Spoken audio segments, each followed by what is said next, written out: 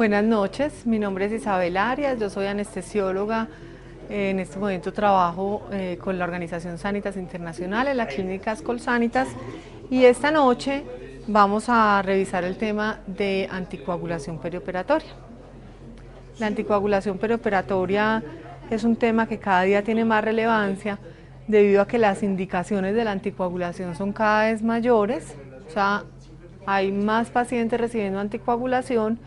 Y segundo, porque el armamentario de medicamentos para la anticoagulación también ha crecido en los últimos años y nosotros como anestesiólogos debemos conocer estos medicamentos y su antagonismo. Entonces, bienvenidos. Antes con warfarina, ahora puede ser con rivaroxaban o con dabigatran, y va a ser llevado a cirugía.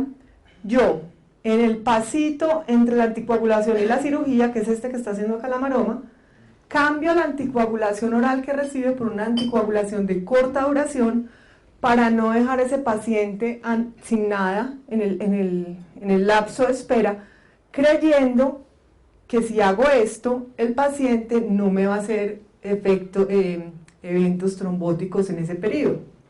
Bueno, entonces aquí tengo que llegar a la cirugía con la coagulación perfecta para que no me sangre, pero la terapia puente tiene un esquema de entrada y un esquema de salida, o sea, en algún momento también lo tengo que volver a anticoagular en el postoperatorio para saber cómo lo va a mandar para la casa. Entonces, ¿cómo se hace la terapia puente? Salen las novenas guías de anticoagulación este año, trae este capítulo sobre terapia puente perioperatoria y es como la base de todos nosotros los anestesiólogos. Dice así, vea señora anestesiólogo. Cuando a usted le llegue a consulta un paciente anticoagulado, usted tiene que saber cuál es el riesgo tromboembólico de ese paciente. O sea, qué posibilidad tiene su paciente, si se queda sin anticoagulación, de hacer un evento trombótico. Y entonces eso se hace cogiendo los 3 grandes grupos de anticoagulación que acabamos de revisar y los pacientes quedan categorizados como de bajo riesgo, de mediano riesgo o de alto riesgo. ¿Cómo lo decimos en general? Entonces empecemos con fibrilación. ¿Cómo se estratifica el riesgo de un paciente con fibrilación auricular? Con el CHATS. Por eso es que les digo que el CHATS ya se volvió componente de la valoración preanestésica, ¿cierto?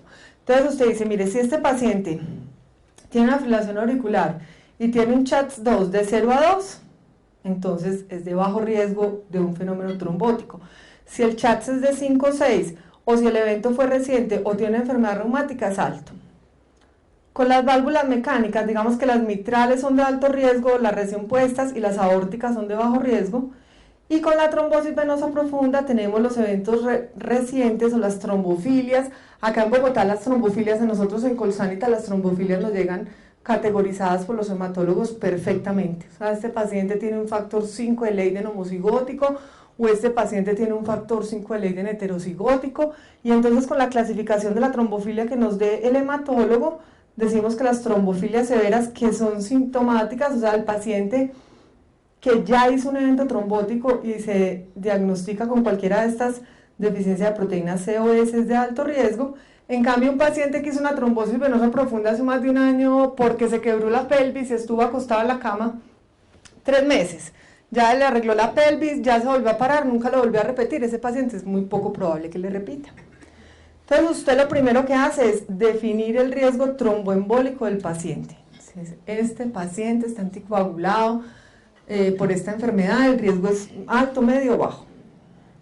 Y luego clasifica el riesgo hemorrágico de la cirugía. Entonces usted dice, esta es una cirugía que tiene alto riesgo de sangrado o que tiene bajo riesgo de sangrado. En general, todas las cirugías de urología se clasifican como cirugía de alto riesgo de sangrado, resección transuretral de próstata, prostatectomía abierta, nefrectomía, todas. Los pacientes para marcapasos y cardiodesfibriladores, las polipectomías de colon han sido ampliamente estudiadas. Entonces dice, mire, si la resección del pólipo de colon es mayor de 1 centímetro, el riesgo hemorrágico es altísimo. Cirugía de órganos muy vascularizados, las cirugías del intestino, les voy a contar que el problema con las cirugías del intestino es que hacen hematomas en la sutura y hacen dehiscencia de la sutura por hematoma de la sutura. Entonces son hematomas pequeños que no comprometen la vida del paciente, pero comprometen la funcionalidad de la cirugía, el paciente termina perforado. cirugía mayor o las cirugías cardíacas intracraneanas o espinal. O sea que podemos decir que el riesgo hemorrágico, para uno aprenderse lo más fácil, porque esa tabla es como muy complicada, se divide en dos: el riesgo de que el paciente se muera de una hemorragia en la cirugía. ¿Quiénes se mueren de una hemorragia en la cirugía? Si usted hace una prostatectomía radical en un paciente anticoagulado, usted va a estar en problema. Si usted hace una nefrectomía en un paciente anticoagulado, una hepatectomía, el paciente se va a morir de hemorragia. Pero los otros casos graves son los pacientes que tienen pequeños sangrados en un lugar crítico. Entonces, si yo sangro 50 centímetros en el canal espinal, quedo parapléjico. Entonces, esos pequeños sangrados que comprometen el órgano son muy importantes porque afectan la funcionalidad del paciente. Usted puede tener una pequeña hemorragia intracerebral, una pequeña hemorragia retroocular. Entonces, digamos que los pequeños sangrados de lugares críticos son tan graves como los sangrados que amenazan la vida. En este artículo de la revista española, este artículo se lo recomiendo mucho. Entonces resumen esto maravillosamente, o sea, cogen todas estas otras recomendaciones y las juntan. Esta es la tablita para meter debajo del vidrio del consultorio de consulta preanestésica. Entonces le dice a la señora anestesiólogo: coja a su paciente y clasifíquele el riesgo trombótico. Acá están los de riesgo trombótico bajo, los de moderado y los de alto. Otra vez los mismos. Y coja su cirugía y clasifíquela como cirugía de bajo riesgo, de moderado riesgo o de alto riesgo. Y con esa clasificación haga una tablita donde cruza los valores y entonces quedan más o menos los 6 grupos perioperatorios. Entonces tenemos, ¿cuál es el peor escenario? El paciente que tiene un alto riesgo trombótico y un alto riesgo de sangrado. Ejemplo, usted tiene un paciente con una prótesis mecánica en posición mitral, en fibrilación auricular y con un trombo intracavitario. O sea, ese paciente, cada minuto que se quede sin anticoagulación, va a ser un evento trombótico fácilmente, ¿cierto? Y le van a hacer una nefrectomía radical. Entonces es una cirugía que sangra horrible. Entonces este es un paciente muy difícil de manejar. Y por el otro lado está el paciente que tiene bajo riesgo de sangrado y bajo riesgo de trombosis. Por ejemplo, un paciente, el que les puse el ejemplo ahorita, que tuvo una fractura de pelvis, hizo una trombosis venosa profunda hace 2 años. Estuvo anticoagulado 6 meses, el señor se alivió, está caminando por el mundo y viene ahora para un túnel del carpo. Entonces eso tampoco pone mucho problema. Los problemas vienen por aquí. ¿Qué hago yo con un paciente de la mitad? ¿Qué hago yo con un paciente que tiene una prótesis en posición aórtica, que viene para una hernia inguinal? Queda ahí como en la mitad, todo es como en la mitad, entonces es muy difícil. Sale para esta charla, nos lo publicaron para esta charla, sale para esta charla un metaanálisis. El autor más importante en anticoagulación es este señor, Spiropoulos. Es quien más escribe sobre terapia puente. Y este señor es el que nos ha dado las recomendaciones que yo les he transmitido durante esta charla, donde estratificación del riesgo hemorrágico, estratificación del riesgo trombótico y definición de la terapia puente. Entonces este señor se junta y hace un metaanálisis en el que coge 12.000 pacientes, a unos les hacen terapia puente, a otros no les hacen terapia puente, a ver qué pasa. A ver si lo que nosotros estamos asumiendo, que es que a los pacientes que les hacen terapia puente hacen menos fenómenos trombóticos mientras están con la terapia puente, o si eso o no. Y a ver si los pacientes que les hacemos terapia puente sangran más o no sangran más en la cirugía. Entonces es un artículo muy bonito. Entonces él revisa cuáles son las estrategias de puente. Las estrategias de puente son muy conocidas por todos. Digamos que la warfarina se suspende 5 días antes del procedimiento, en la mayoría de los casos. Acá está menos de 3 días, más de 3 días. Y le hacen terapia puente, en la mayoría de los casos con heparina de bajo peso molecular, en otros casos con heparina no fraccionada. Suspenden la heparina casi siempre 24 horas antes de la cirugía y el paciente se lleva a cirugía. Y luego le hacen la terapia puente posoperatoria, que es reiniciar la anticoagulación cuando se empiezan las 24, antes o después de 24 horas, qué dosis, o si le hacen terapia puente en el posoperatorio. Usted en el posoperatorio puede decirle al paciente, reinicie la vitamina K, o le puede decir al paciente, no, vamos a hacerle otra vez terapia puente, vamos a dejarle heparina y después le reiniciamos la vitamina K.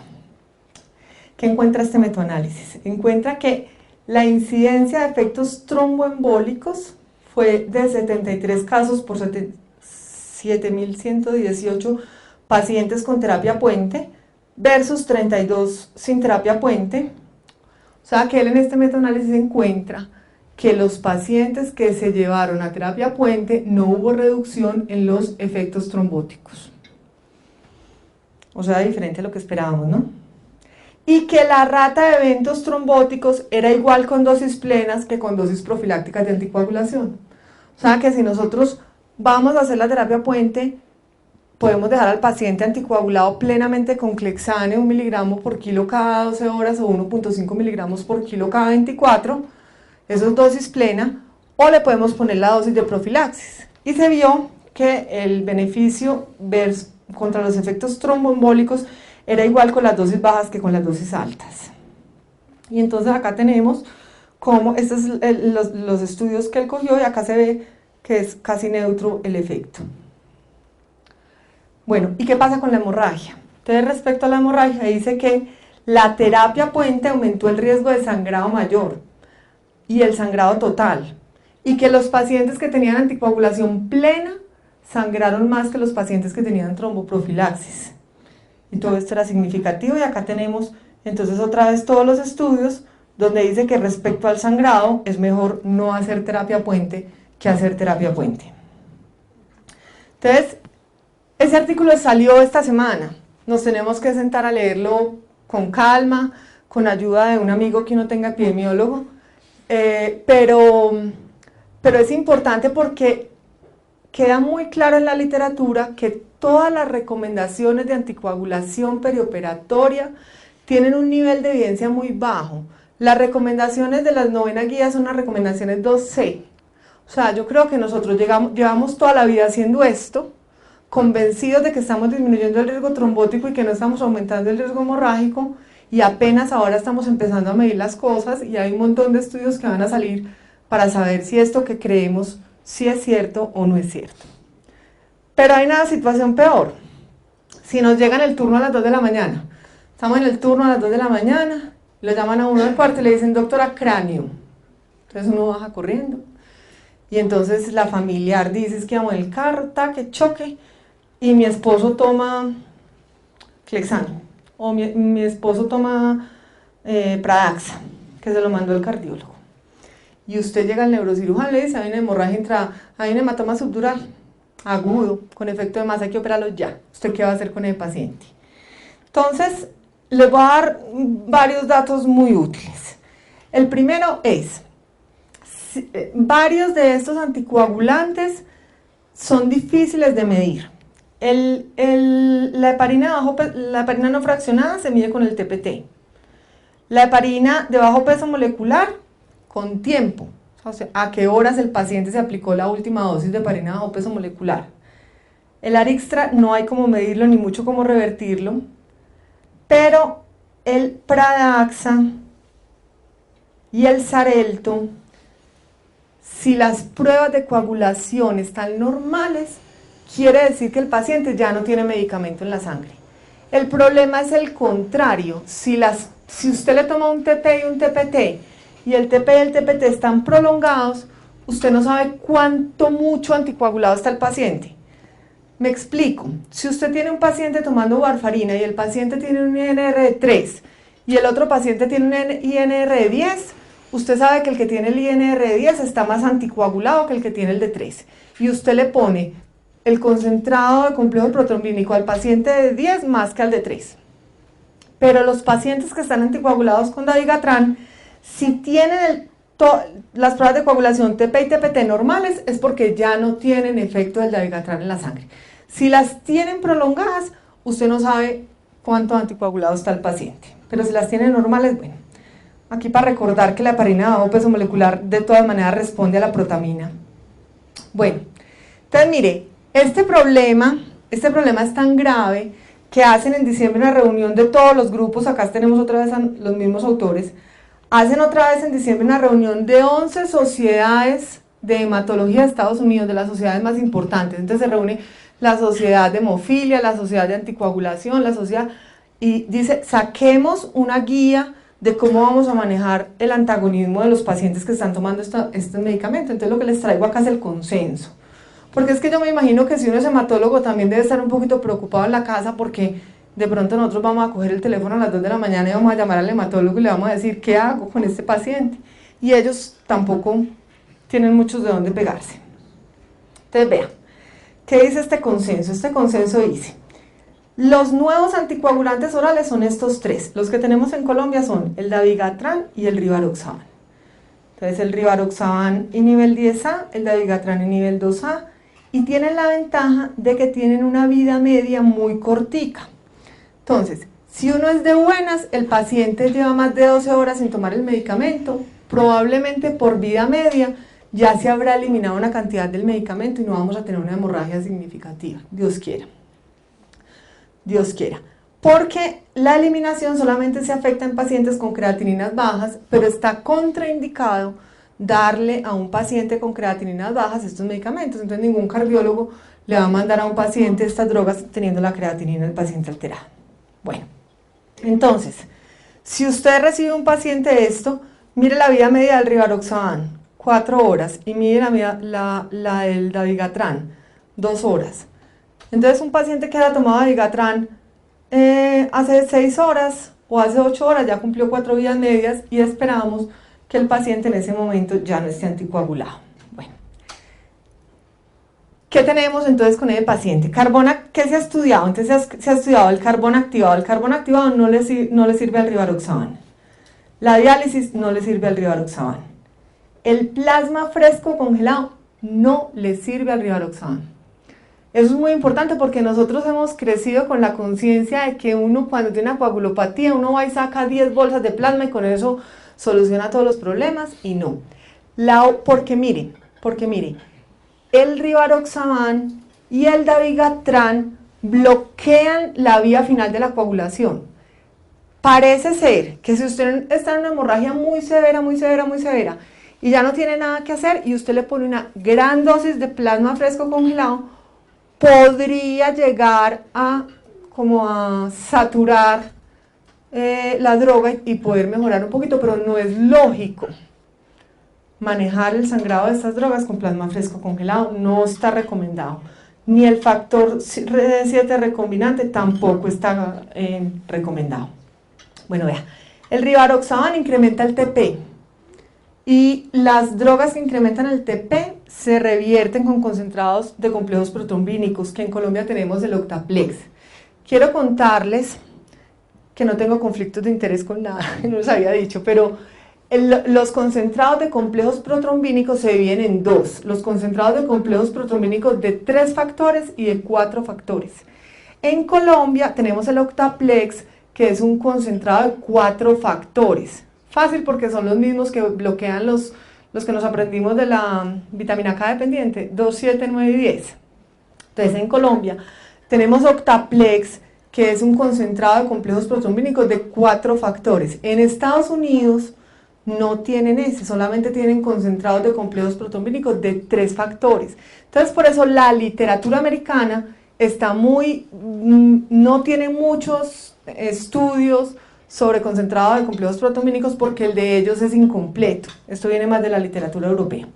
Hay un estudio muy bonito que sale en Circulation en el que cogieron a unos muchachos sanos y los anticoagularon con dabigatran y a otros los anticoagularon con rivaroxaban. Luego tomaron el plasma y les dieron como antídoto el concentrado de complejos protrombínicos, o sea, pues el Octaplex. Y demostró que en ese estudio el rivaroxaban en el laboratorio era antagonizado por el concentrado de complejos protrombínicos, pero esos pacientes no fueron sometidos a riesgo hemorrágico, o sea, solamente se ha demostrado que el Octaplex mejora el TP de los pacientes tomando rivaroxaban, pero no hay resultados clínicos al respecto. Sin embargo, yo creo que si a mí me llega un paciente tomando rivaroxaban con una hemorragia que amenace la vida, con ese estudio, yo le pondría Octaplex. Dabigatran. El dabigatran sí se disminuye su absorción con el carbón activado. Si un paciente llega con dabigatran en la primera hora y tiene un evento hemorrágico, se le debe dar carbón activado. Sí sale con diálisis, pero dice este consenso que me dio una emoción cuando lo leí, que es como muy difícil que usted tenga un paciente con una hemorragia que amenace la vida, que usted no se pueda esperar las 12 horas para que se pase la vida media del dabigatran y que usted lo conecte en una máquina de diálisis. O sea, si está tan grave para no poder esperar las 12 horas, creería uno que está tan grave para no poderlo conectar a una máquina de diálisis. Entonces es como un dato como que no sirve. El plasma fresco congelado en ratones limita el sangrado pero no lo para. El factor 7 en ratones es dudoso y definitivamente el concentrado de complejos protrombínicos en los pacientes de dabigatran no sirve. Entonces, en dabigatran lo que nos sirve es el tiempo, que está a nuestro favor. Miren, si ustedes, esta es otra tablita para tener en la consulta, si la cirugía es selectiva y el paciente está tomando dabigatran, usted con suspender el dabigatran, ya el paciente le llega bien a la cirugía. Y como la vida media es tan cortica, a diferencia de la warfarina que hay que suspenderla durante 5 días, dicen las nuevas guías, es muy probable que no necesitemos terapia puente para los pacientes anticoagulados con los nuevos anticoagulantes. Porque si yo estoy tomando rivaroxaban o estoy tomando dabigatran, yo lo único que hago es que le digo a la niña, suspéndalo 3 días antes. Y entonces, ¿para qué va a hacer terapia puente si el paciente ya va a estar el segundo día, seguramente va a tener menos efecto y ya va a llegar sin nada a la cirugía? No tengo que ponerle heparina de peso molecular. Eso tampoco se sabe, pero suena lógico por principios. Entonces, la guía para el antagonismo de los nuevos inhibidores de la trombina y del factor 10A dice, haga los cuidados de soporte, canalice el paciente, póngale líquidos, haga soporte quirúrgico si es necesario de la herida, suspenda el medicamento, dele carbón activado al dabigatran, hágale hemodiálisis al dabigatran, el plasma fresco congelado no, el 7 recombinante no, y el concentrado de complejos protrombínicos, o sea el octaplex, no, de pronto para el rivaroxaban falta más literatura. Y si le vamos a dar anestesia, ¿qué vamos a hacer nosotros con los pacientes? Pues seguimos con las mismas guías de la ARRA de toda la vida, las traje un poquito acá como para recordarlas, porque nosotros somos anestesiólogos, entonces recuerden que las guías de anestesia regional del 2010, que son las que tenemos acá, nos hablan del riesgo de hematoma espinal o de hematoma epidural de un paciente que está siendo anticoagulado, y nos trae esta tablita, yo también creo que esa hay que tenerla también en la libretica del turno, donde están las normas de cada sociedad. Entonces recordemos otra vez acá que los pacientes que están recibiendo heparina no fraccionada, normalmente trabajamos con las intravenosas en los hospitales para invadir el neuroeje del paciente, entonces hay que suspender, un momentico. Acá está la heparina bajo peso molecular. Yo creo que la complicación que más tenemos en la clínica, ¿cierto? Y es la confusión entre el paciente que está recibiendo heparina bajo peso molecular en dosis de anticoagulación o en dosis de profilaxis. Ese es el error más frecuente porque digamos que los colegas de las otras profesiones se aprenden como el tirito, como es que, pero es 12 o es 24, es que un anestesiólogo me dice una cosa y otro me dice otra. Entonces, si el paciente está recibiendo un esquema de anticoagulación plena y el esquema de anticoagulación plena es 1 miligramo intravenoso, 1 miligramo por kilo subcutáneo cada 12 horas o 1.5 miligramos por kilo subcutáneo cada 24 horas, se debe suspender 24 horas antes de la cirugía. Y si el paciente tiene un esquema profiláctico, que es la mitad de la dosis, entonces hay que suspenderlo 12 horas antes de la cirugía. Bueno, la siguiente dosis de heparina bajo peso molecular se coloca 2 horas después de retirar el catéter. Trae la ARRA, no sé si se habían dado cuenta, también trae sus indicaciones con los inhibidores directos de trombina y dice que usted puede colocar el catéter 8 a 10 horas después de la dosis.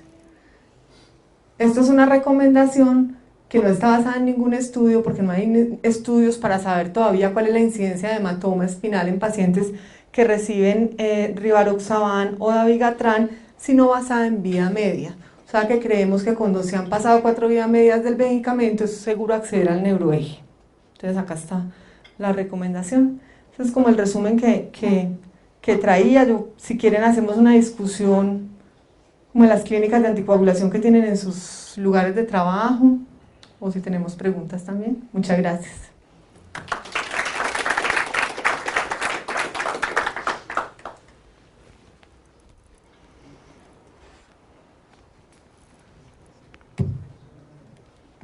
Vea.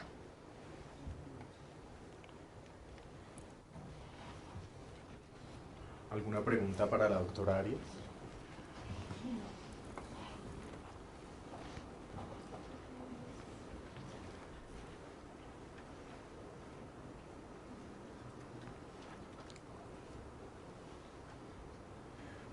Yo tengo una como muy definitivamente de ignorancia, y es si la tromboelastografía tiene algún papel en la clasificación de riesgo para manejo de los pacientes. ¿Cómo se puede usar esa herramienta en este escenario que puede ser bastante angustioso, sobre todo en una urgencia? Yo estuve haciendo hay una revisión en un traje grande de tromboelastografía en pacientes con heparina de bajo peso molecular, y les van haciendo tromboelastograma a medida que van pasando las horas con la heparina de bajo peso molecular, y no es muy útil. Incluso la bibliografía sobre tromboelastograma y heparina de bajo peso molecular es del 2007 para atrás, o sea, paró. Entonces no sé, fue como desalentador lo que encontraron. Señor. Tú decías, los pacientes que se les suspenden 3 días antes estos nuevos anticoagulantes, es obviamente de bajo riesgo trombótico, ¿cierto? O de riesgo intermedio. Es que no sé para cirugía menor. Es una pregunta muy... no sé. En realidad es como para sacar una conclusión. Mira, te voy a decir acá. Muchos datos y yo quedé un poquito embolatado ahí. No se sabe. O sea, no se sabe. Lo que pasa es que esta tablita existe con el dabigatran. Esta tablita le puede ayudar o no. Gracias. Mira esta tablita con el dabigatran. Entonces esta tablita te dice, de acuerdo al riesgo hemorrágico de la cirugía, entonces acá está el riesgo hemorrágico de la cirugía, entonces le dicen la cirugía es de muy alto riesgo y cuántos días, o es una cirugía de riesgo, el grupo intermedio es lo peor, porque el grupo intermedio siempre es el que nadie sabe. Entonces acá está el riesgo hemorrágico alto o los que tienen un riesgo hemorrágico común y corriente. Entonces, si usted tiene la función renal normal, yo diría que el resto de la tablita nos sobra, porque no se le debe prescribir dabigatran a nadie que tenga alteración en la función renal. Con suspenderle 24 horas antes de la cirugía es suficiente. Y si el paciente es de alto riesgo, usted lo puede suspender 2 a 4 días antes de la cirugía. El análisis... ¿Embólico? Hemorrágico. Entonces el análisis es el siguiente. Si yo solamente voy a bajar al paciente sin anticoagulación, en este caso bajar al paciente sin anticoagulación 12 horas, porque si yo lo suspendo 24 horas antes de la cirugía, el paciente va a tener esa dosis de 12 horas y va a estar en la noche. ¿Qué más terapia puente le puedo hacer? No, tendría que ser ponerle heparina venosa. Ya un riesgo trombótico loco, ¿cierto? Y si el paciente tiene un riesgo de sangrado muy alto, con suspenderlo 3 días, entonces ya tendría, eso no está escrito en la literatura. Tendrías un riesgo de sangrado ya más bajo, pero trombótico alto. Pero entonces ya es un análisis ahí de números. O sea, si tú lo suspendes 3 días antes, esas primeras 24 horas estabas anticoagulado todavía, quedas 48 horas sin protección. Podrías ponerle heparina de bajo peso molecular el otro día. Pero eso es... Y ya quedaría 24, pero todo es análisis de números, eso no hay nada escrito. Bueno, pues es un podrías, o sea, eso es una... Es que digamos que cuando uno revisa la literatura uno se da cuenta acá que todo es pues, todo es un juego de vidas medias y de riesgos. O sea, no hay indicación muy clara que te diga, digamos que estratifique las cirugías en... Tales cirugías claramente que te diga cirugías menores y las clasifiquen, estas 15 son menores, estas 15 son intermedias, estas 15 las pueden tomar como mayores, y estas cirugías así, no son estas. Incluso en las guías del 2008 decía eso. cuando uno compara las guías de anticoagulación del 2008 con las del 2009, las guías del 2008 te nombraban cirugías, o sea, te decían resección de próstata, Yo creo que ellos se sacaron ese San Benito porque no hay literatura para soportar eso. ¿Y cómo van a sacar ellos una recomendación donde no hay literatura? Entonces se lo dejan a usted.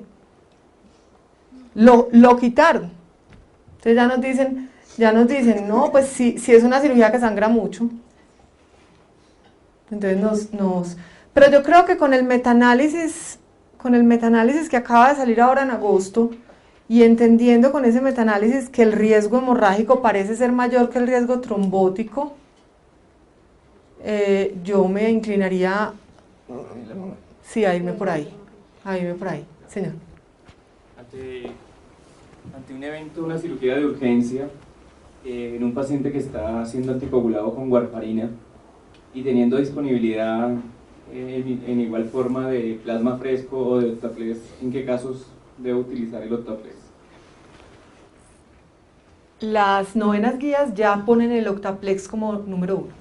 Entonces digamos que en las guías octavas te dan la posibilidad de poner plasma fresco congelado o de poner concentrados de complejos protrombínicos. Y en las últimas ya el Octaplex queda primero, por todas las consideraciones, por tiempo, por la confiabilidad en el antagonismo de la anticoagulación. Hay unos estudios en los que se compara si yo cojo un grupo de pacientes con un INR de 4 y a un grupo le pongo plasma y al otro le pongo complejos protrombínicos, ¿con qué tengo más seguridad de que voy a tener un estado de coagulación normal? Con el Octaplex.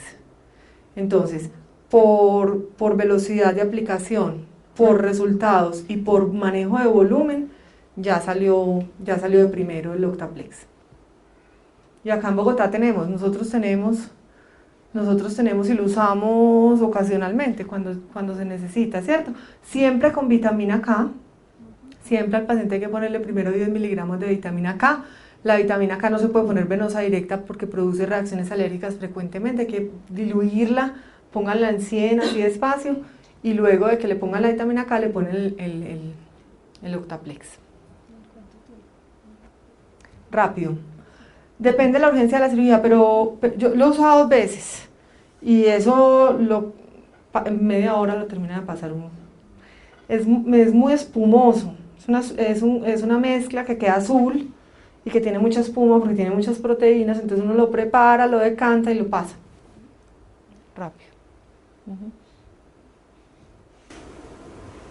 De la vitamina K se decía que si el paciente tiene la necesidad de volver a ser anticoagulado en el postoperatorio, pues que no era conveniente la vitamina K por el tiempo de vida media que es prolongado. Pero todo el antagonismo se recomienda para que el antagonismo sea exitoso, que tenga vitamina K. Si le pones el Octaplex sin vitamina K, probablemente no te va a funcionar igual de bien. Eso es en el caso del paciente que le hacía uno la terapia puente programada. Entonces esos pacientes en los que estaban tomando warfarina y tú le suspendías la warfarina 5 días antes del procedimiento, lo ideal es no ponerle vitamina K. Pero en el evento agudo sí, hay que ponerle vitamina K. Juan Diego. Los pacientes que ya después de esta disquisición que nos acabas de hacer, de suspenderlo 2 días, 5 días, estos nuevos anticoagulantes orales, encontraste el uso de abordaje al neuroeje. Es decir, yo puedo poner una raquia tranquilo, una persona sí, tranquilo, un catéter, la ARRA trae, que incluso yo me he leído las guías de la ARRA yo no sé cuántas veces, y uno vuelve y se las lee y encuentra cosas nuevas. Mira, la ARRA dice que, esto es dabigatran, ¿no?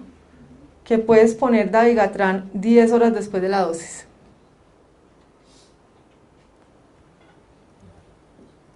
Entonces, como digo yo, eso es un dato tomado de vías medias. Acuérdense que el tema de los hematomas epidurales y los hematomas espinales resucitó de los muertos con las heparinas de bajo peso molecular. O sea, digamos que ese era un tema como que no era muy relevante en el mundo de la anestesia, la posibilidad de que un paciente hiciera un hematoma epidural o un hematoma espinal, porque era muy raro. Y cuando aparecieron las heparinas de bajo peso molecular, empezaron a aparecer los hematomas espinales. Entonces yo pienso que debemos tener prudencia, porque así como aparecieron los hematomas epidurales y espinales con las heparinas de bajo peso molecular, que empezaron en el 94, y los hematomas y todas estas guías empezaron a salir como en el 97 y con el 98, Yo pienso que debemos ser como muy cautos en esto, porque yo pienso que esta medicina se está escribiendo apenas.